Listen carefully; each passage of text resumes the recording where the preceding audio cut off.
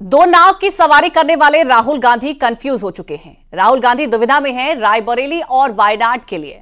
आखिर दोनों लोकसभा सीट में किसका चुनाव किया जाए। दरअसल 2019 के चुनाव में भी राहुल गांधी 2 सीटों पर चुनाव लड़े, जिसमें अमेठी सीट पर उनकी हार हो गई। तब वायनाड के रास्ते वो लोकसभा पहुंचे, लेकिन इस बार राहुल गांधी रायबरेली और वायनाड दोनों जगह जीत चुके हैं।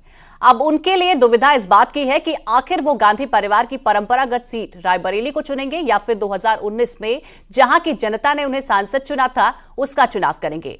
राहुल गांधी के इसी कंफ्यूजन को सोल्यूशन देगा, आपको इस रिपोर्ट में दिखाते हैं।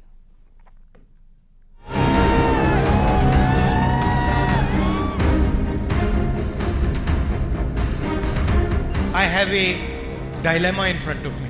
The question is, will I be member of parliament of Wayanad or will I be member of parliament of Raebareli? Lok Sabha चुनाव की सबसे चर्चित 2 सीट जहां से राहुल गांधी चुनाव लड़े और दोनों सीट पर राहुल गांधी की जबरदस्त जीत हुई। अब सबसे बड़ा सवाल है, राहुल गांधी इन दोनों सीटों में से किसे चुनते हैं।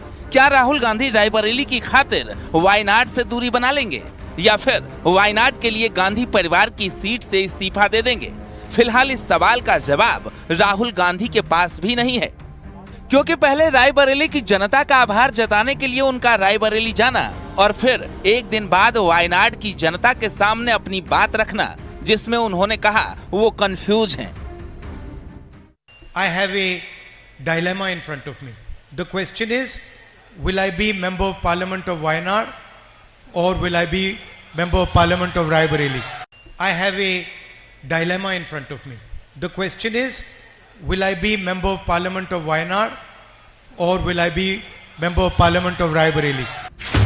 हालांकि सूत्रों से जो सबसे बड़ी खबर है वो ये कि यूपी की रायबरेली और केरल की वायनाड लोकसभा सीट से जीत दर्ज करने वाले राहुल गांधी अपने पास रायबरेली सीट ही रखेंगे। वो केरल की वायनाड सीट छोड़ देंगे। वहीं अटकलें लगाई जा रही थी कि प्रियंका गांधी वायनाड सीट से उपचुनाव लड़ सकती हैं, लेकिन अब तक वो वायनाड जाने के लिए इच्छुक नहीं है।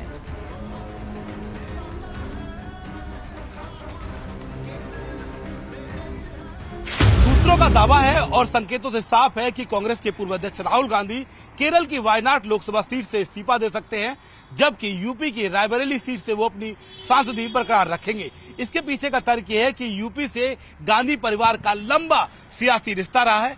यूपी की रायबरेली सीट से राहुल गांधी से पहले सोनिया गांधी, सोनिया गांधी से पहले इंदिरा गांधी और इंदिरा गांधी से पहले फिरोज गांधी सांसद रहे हैं।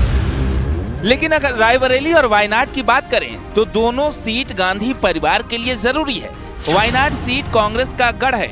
2019 में वायनाड से जीतकर राहुल गांधी सांसद बने थे, तो रायबरेली में गांधी परिवार का दबदबा है। यहाँ लगातार गांधी परिवार के सदस्य की जीत होती रही है।